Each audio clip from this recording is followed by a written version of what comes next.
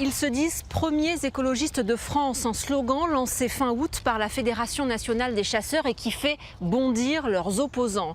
Eux ne voient dans leur fusil qu'une arme pointée vers les animaux et encore accidentellement contre l'homme, comme le 13 octobre dernier en Haute-Savoie. Alors comment des gens qui se décrivent sincèrement comme des amoureux de la nature en arrivent à donner la mort?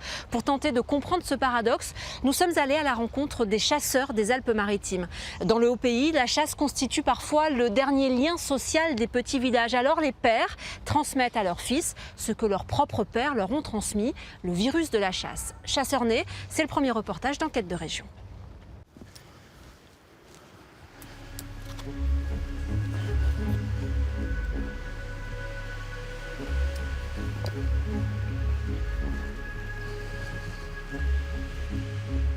« 6 heures du matin, 2 points lumineux entament leur ascension sur les hauteurs de Tende.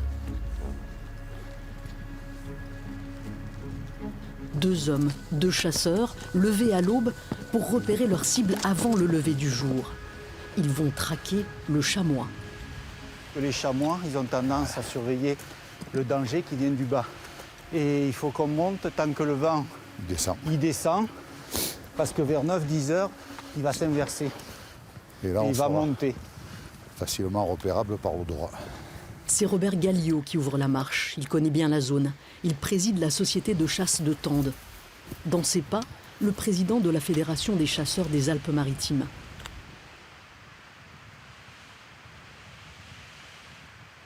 Aux premières lueurs du jour, les 2 hommes atteignent le territoire du chamois. Sinon, il faut qu'on cherche un peu ici, qu'on prenne le temps. On va avancer un peu. Après, on revient.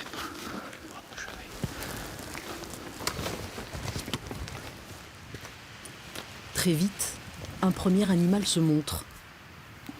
Ce n'est pas celui qu'il cherche. Regarde, c'est un bouquetin sur la crête là-bas, en face de nous. Un gros bouquetin.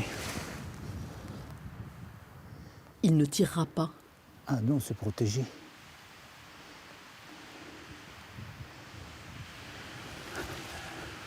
Il faut encore grimper.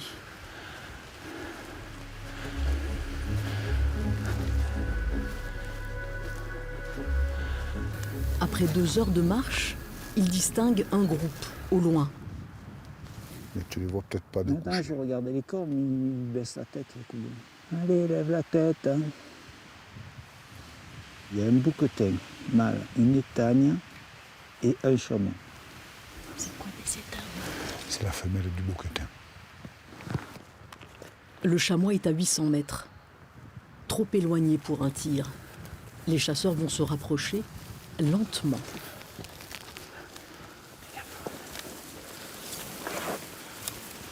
C'est contrôlé.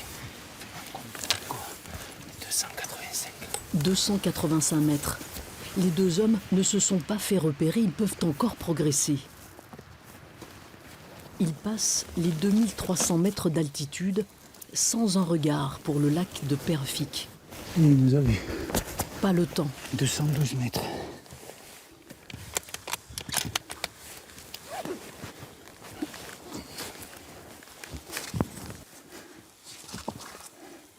Ah, il va partir. Bon, allez, j'ai tiré. Ouais. C'est raté.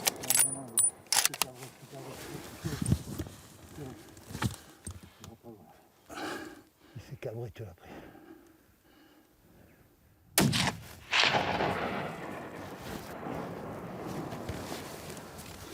Bien joué.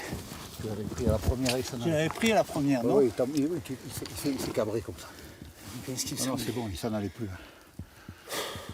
Bien joué. Combien? 200? 212. C'est bien, 212. Vous l'avez eu là? Oui, il est tombé, ouais. Avec 2 balles.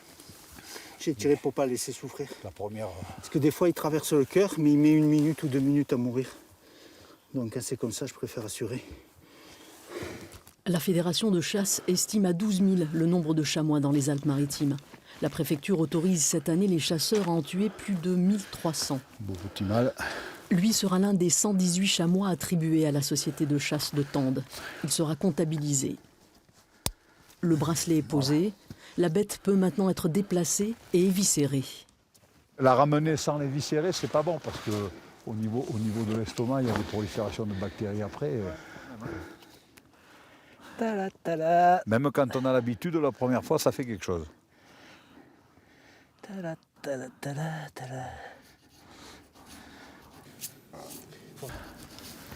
Il va être lourd.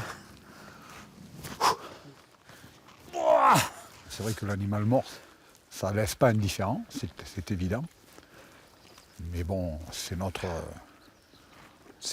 vie, c'est comme ça, quoi. Donc, quelque part, pas trop de sentimentalisme. Le président de la fédération n'a pas d'état d'âme non plus. C'est son 200e chamois. C'est dommage, on lui a enlevé la vie, mais bon, c'est comme ça. C'est le but de la chasse, d'ailleurs, quelque part. C'est le jeu de la vie et de la mort. Et c'est l'histoire de la nature. La nature, beaucoup de gens oublient que c'est impitoyable.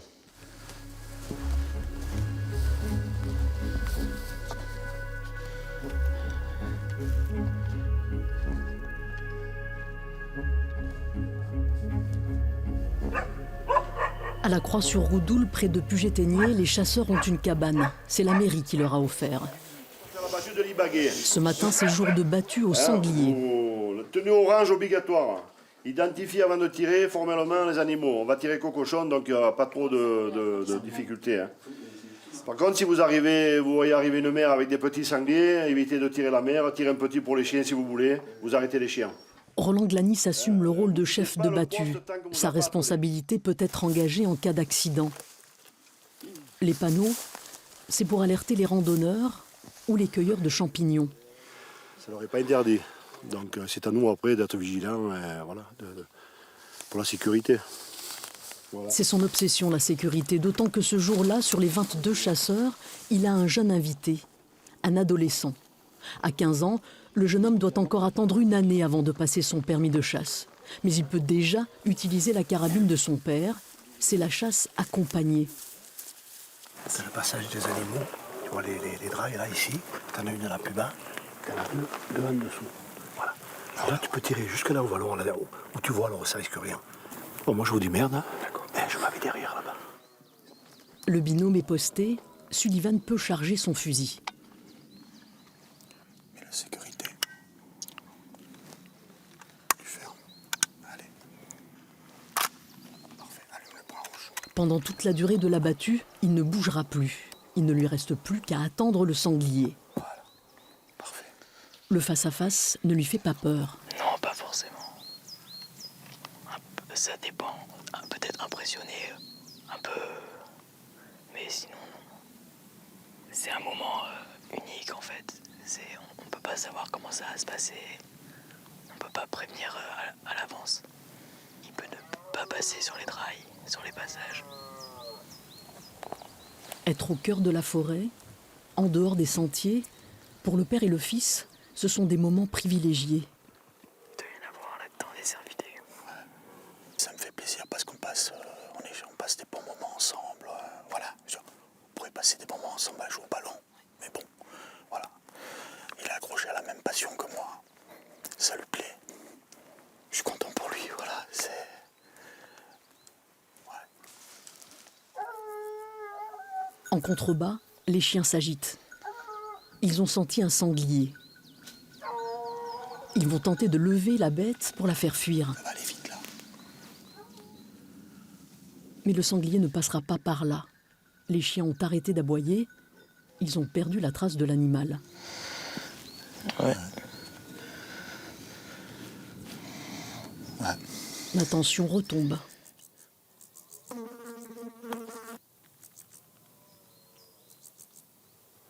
La battue est levée au bout de 4 heures.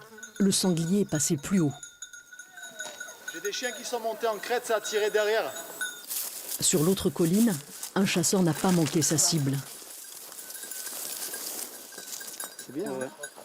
Avec le 243 Ouais, une balle. Il est resté net? Ouais, quasiment. C'est pas votre premier? Non, non. Ça fait quelques-uns déjà, oui. C'est-à-dire? Une cinquantaine, depuis que je chasse. Et ça fait combien d'années que vous chassez? 5 ans.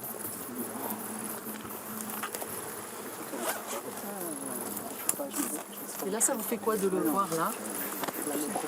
Presque peine. Mais bon, c'est... Après, on va à la chasse, hein. Mais ça fait... On est content de tuer, mais quand on arrive et qu'on voit la bête morte, ça fait toujours un peu de peine, quoi. C'est un peu paradoxal quand même. Ouais, complètement. Ça s'explique? Une passion qu'on m'a appris depuis tout petit. Et puis après, c'est la finalité de la chose, on y va pour ça aussi. Donc c'est comme ça. On ne regrette pas.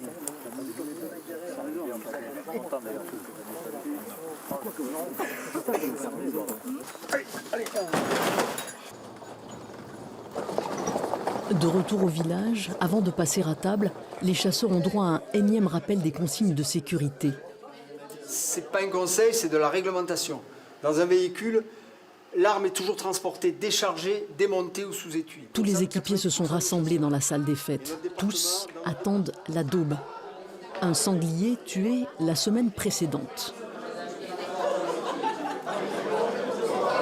Et alors elle a mijoté, hein. Marie Martin en est à son 3e mandat de maire. La Croix-sur-Roudoule ne compte que 100 habitants à l'année. Les chasseurs participent régulièrement à l'animation de son village. Et s'ils disparaissaient, c'est vrai que le village, il y aurait un manque, un vide, et notamment en saison hivernale, puisque c'est le moment où le village a le moins de monde. Parce que dans leur société de chasse, il y a des gens qui sont venus au tout début, puis qui se sont installés à la Croix, qui ont acheté des maisons, qui s'y plaisent et qui viennent avec leur famille. Donc ça nous a permis de nous repeupler. Bientôt, elle me fait tomber. Pauvre chienne, elle a failli faire mal avec toi.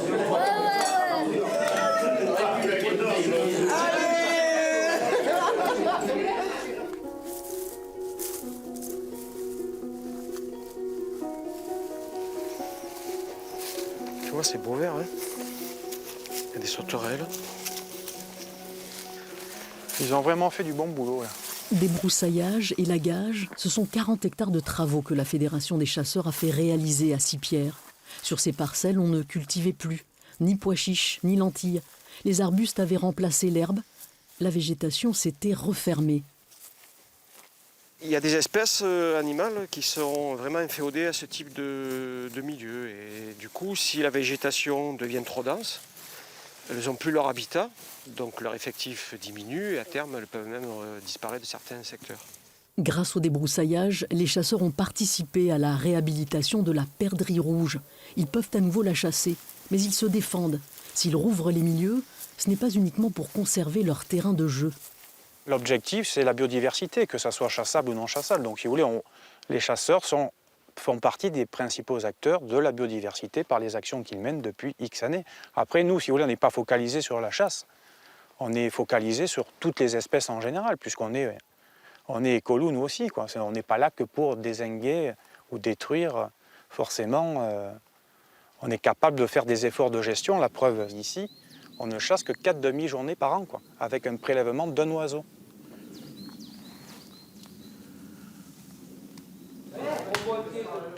À Saint-Césaire, les grives cuisent depuis une bonne heure maintenant. Et là, on fait un peu les croûtons pour qu'il y ait un peu de jus sur tout le pain. Alain Mourlan en mange depuis toujours des grives. C'était le repas du samedi, en famille. Ce qu'il chasse aujourd'hui est beaucoup plus gros. Je l'ai tué avec cette flèche-là. Mais vous n'utilisez que l'arc, vous? Non. Non, le week-end, je chasse avec les collègues au fusil. Je fais le cow-boy. Et le mercredi, l'Indien. Voilà.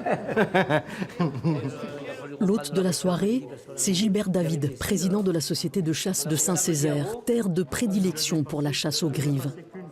À l'entendre, il est loin le temps où l'on comptait ses cartouches avant d'aller chasser. Quand on fait 2-3 brochettes par an, ça suffit largement. Certains, je ne cautionne pas pour eux parce qu'ils tuent beaucoup plus de grives que ce qu'ils devraient tuer. Ils ne sont pas raisonnables et j'ai bien peur qu'un jour, on finisse par que ça devienne désormais très très rare et c'est pas sûr qu'on continue à en manger. À sa table ce soir, certains reconnaissent avoir eu par le passé la gâchette un peu facile. Les excès, on les a fait. De jeunes, on les a fait. On a fait les excès. Puis un beau jour, on se réveille, on se dit c'est nul ce qu'on fait. Donc on rentre dans une autre approche de la chasse qui devient très très respectueuse. Nous, on voit maintenant avec mon ami Michel, quand on monte au chamois, avant de tirer un chamois, ben, je peux vous dire, celui-là il est pas beau, celui-là il est trop beau, celui-là il est trop jeune. Alors qu'avant, d'une époque, mais on aurait tué notre père et notre mère pour tuer un chamois. Voilà, donc ça, c'est bien. Pourquoi Pourquoi Ben, parce qu'on a réfléchi. On n'est pas... Non, mais pourquoi vous auriez tué père et mère pour avoir un chameau? La passion, nous passer au-dessus. La passion, elle dépassait la raison. Mais la passion de quoi? De la chasse, de la chasse à tout prix. C'était la chasse à tout prix. D'avoir un trophée? D'avoir un trophée, d'avoir le nombre. On reconnaît qu'on a couru derrière le nombre. Et on l'a eu le nombre. Puis un matin, on s'est réveillé, on a dit oh, c'est bon, stop, c'est fini, on arrête. C'est complètement idiot. Il faut les manger de suite. Ah oui, mettez le couteau, voilà. C'est une mauvaise fourchette que tu as pris. Ça fait... Avec les doigts en mange. Voilà, obligé. Hein. Ophtalmologue, professeur, technicien, retraité, tout le monde a son rond de serviette. Jean-Michel Bezombe enseigne le sport. Il a grandi avec les récits de son père. Des histoires de ruralité, de chasseurs et de sangliers, la bête noire, celle qui le passionne depuis tout petit. De son père, il a gardé le fusil. Mon père, il me faisait élever des lapins. Il me faisait élever des lapins pour mon argent de poche. Et comme il avait un restaurant, et après, il fallait que je les tue pour qu'il me les paye. Donc on avait intégré ça, c'est des choses qu'on avait intégrées. Il y avait la vie, et puis pour les manger, il fallait les tuer. On vit dans un monde où en fait c'est ça, c'est la vie, la mort, les forts, les faibles et tout ça. Et nous on en a fortement conscience. Plus probablement que certaines personnes qui sont dans leur ville, qui sont là, qui ne comprennent pas qu'il puisse y avoir un accident et pourquoi il se passe ceci. Quand quelqu'un se casse la figure en montagne, il faut trouver un responsable. Il s'est cassé la figure en montagne parce qu'il s'est cassé la figure en montagne, point à la ligne. C'est un rapport à la mort qui est peut-être différent, peut-être. Je ne sais pas, il y a un rapport différent. Allez, je vais te chanter, monsieur le président, je vais vous chanter de belles chansons. Il reste contre Marie Dimar, che vendete là. La settimana dell'anno di mezzo del seno, di satto del strato, di vento del seno, di giorno del faglione, di becco dell'erba, di mar, de là, di lune de fasune. Retourne-ti, Marie, despace qui te plou, matin à la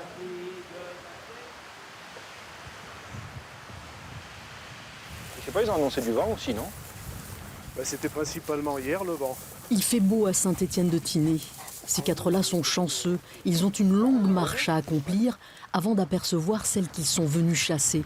La perdrix Bartavel, la perdrix royale de Pagnol.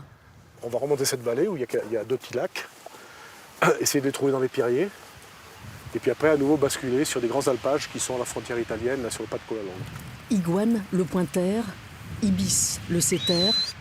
Les deux chiennes sont créancées sur la Bartavel. Elles ont été dressées pour suivre son odeur et ne pas se laisser distraire par d'autres animaux. Je sais pas ce qu'il fait. Qu'est-ce qu'il y a? Les chiennes sont à l'arrêt. Qu'est-ce qu'il y a? Non, je pense pas. Hein. Cette fois-là, Iguane et Ibis ne feront pas la gloire de leur maître. La journée n'est pas perdue pour autant. Le territoire de chasse est immense, comme la montagne, presque sans limite. Des endroits vierges de tout. Pas de clôture, pas de route, pas de tronçonneuse, rien. Plus personne. Ah, et c'est ce qu'on recherche. Voilà, il y a de la place encore. Hein. Tout ça. Là. Il arrive aux deux amis de poser leurs fusils pour participer au comptage des espèces ou pour entretenir des sentiers de randonnée. Je comprends que les personnes qui ne sont pas à nos contacts puissent se dire tout compte fait, ces garçons, ils parlent de ça, mais c'est des tueurs. Oui, je peux le comprendre, ça. Je peux le comprendre. Mais c'est comme ça. J'ai pas d'explication. C'est dans le fond intérieur des chasseurs que nous sommes chasseurs.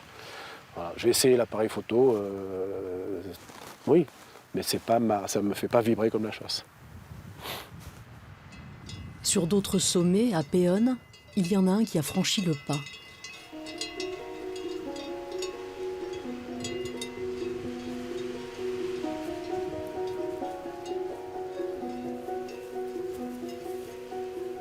Désormais, lorsque Jean-Paul Daniel sort se balader, il s'arme de patience uniquement. Là, c'est une zone où il y a toujours un mâle qui brame là. Et après, toute la partie dessous là aussi, c'est très très bon. Donc on va aller se placer tout doucement. La montagne commence à grogner. Il doit s'installer rapidement pour que son odeur se dissipe avant que les cerfs ne sortent du bois. Dès que les femelles vont commencer à bouger, les mâles déjà vont s'intimider entre eux. Et ils vont tout faire pour conserver les femelles à leur proximité. Donc c'est là que ça commence à bouger, où ils commencent à se défier les uns les autres par rapport à leur territoire. C'est exactement ce qu'il a filmé 15 jours auparavant. Ben là, c'est deux mâles en fait qui se défient un petit peu, qui se jaugent au niveau de leur force, quoi.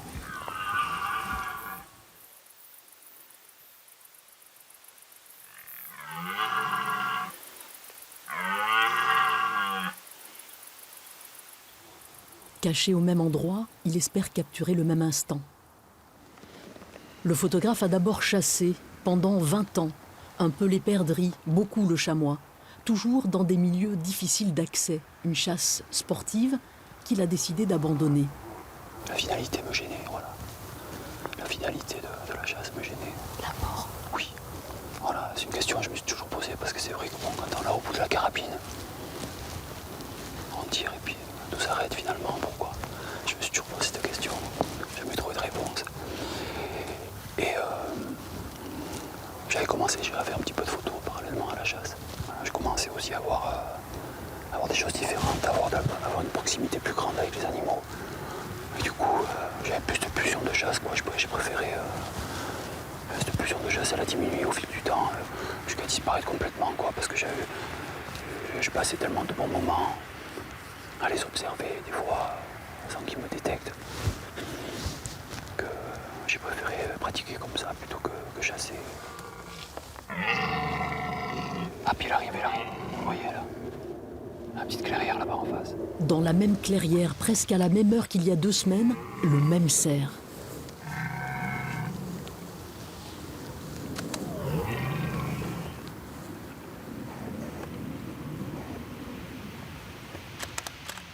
Des moments précieux. Voilà pour le tableau de chasse. Chez les Marcon, à Tende, c'est le lièvre qu'on chasse. Le père suit les chiens, le fils tient le fusil. Il avait 15 ans la première fois qu'il a tiré un animal. C'était dans la montagne d'en face, un lièvre variable, celui qui blanchit en hiver. J'avais le cœur qui battait à fond, bon, comme aujourd'hui, hein, mais c'était différent. J'avais le fusil, mon père il était à côté, les chiennes elles étaient en train de monter, j'ai vu le lièvre monter, j'ai eu une grosse poussée d'adrénaline. Et après, bon, j'ai tiré, je l'ai pris et j'étais content. C'était vraiment un jour incroyable. Comme tous les jours où j'ai pris un lièvre, hein, c'est magnifique. Le fait d'arriver à le toucher le fait surtout d'avoir pris le lièvre, sachant que les chiennes elles ont fait un boulot énorme, quoi. C'est pour, on va dire que c'est pour récompenser les chiens d'avoir pris le lièvre. Plus bas dans la vallée, ça y est, c'est parti. Les chiennes ont senti le lièvre. Elles vont se lancer à sa trace. Allez. La poursuite est engagée, mais le lièvre change de direction. Il va semer ses poursuivants. Les chiennes n'aboient plus, elles sont à nouveau près de leur maître. Ils l'ont perdu en bas. Un lièvre commun, le voici. Il passe sous le nez du chasseur qui ne tirera pas. Parce que les chiennes, elles sont pas derrière toi encore. Elles n'ont pas levé. Et alors pour l'instant, j'y tire pas parce que nous, on a des règles avec mon père. C'est de ne pas tirer un lièvre qui n'est pas mené par nos chiens. Là, elles l'ont pas trouvé en gros. Elles sont toujours en train de faire la pâture. Les chiennes ne passeront au même endroit que 5 minutes plus tard.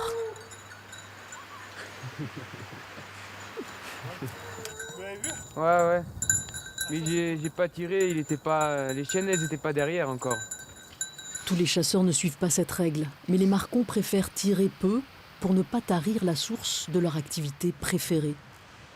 Pour nous, c'est un animal mythique. Il est emblématique de la montagne, de ces grands espaces. Et voilà, on adore ça. Et puis bon, quand on le trouve, on est émerveillé, quoi. Encore moi, après plus de 30 ans de chasse, je suis toujours autant émerveillé de le voir, de le chasser, de le poursuivre, voilà quoi, c'est ça quoi. Ça s'explique pas, ça se vit. Voilà. Mais c'est vrai quoi, c'est... Elles sont parties là? Le jeune il rigole. Mais il dira la même chose, il est comme moi. Il rêve la nuit, la veille il fait des rêves. Il se voit avec les chiens. Hein? La relève semble assurée dans cette famille du moins. L'activité attire de moins en moins en France.